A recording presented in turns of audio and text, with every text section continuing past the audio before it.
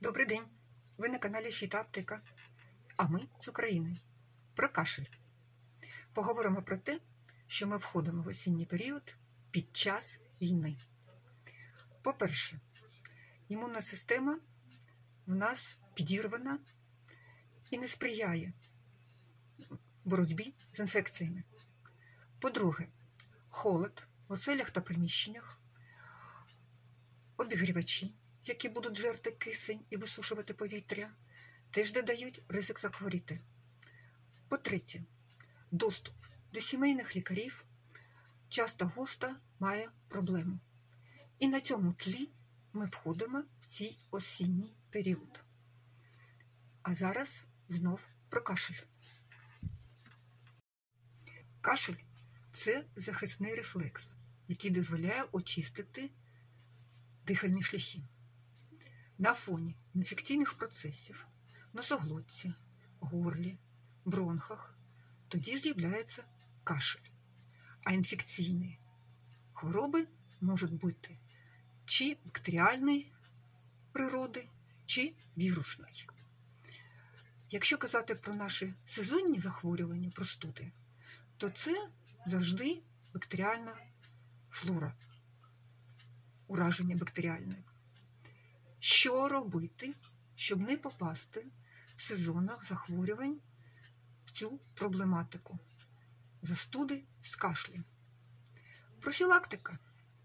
Щоб ви не дійшли до лікаря, треба мати під рукою те, що дає можливість не допускати розвиток бактерій, і далі вже не буде розвитку кашлюків. По-перше, ми пропонуємо подивитися на рослини, наприклад, на дивину, коров'як. Це може бути під рукою замість чаю, просто його пити.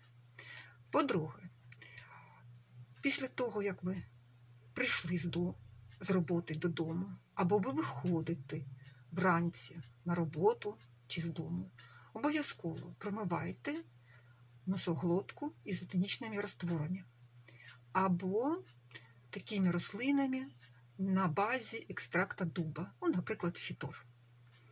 Третє. Можете мати під рукою якісь льодяники, в яких є шавлія, евкаліпт, лакриця – це солодка.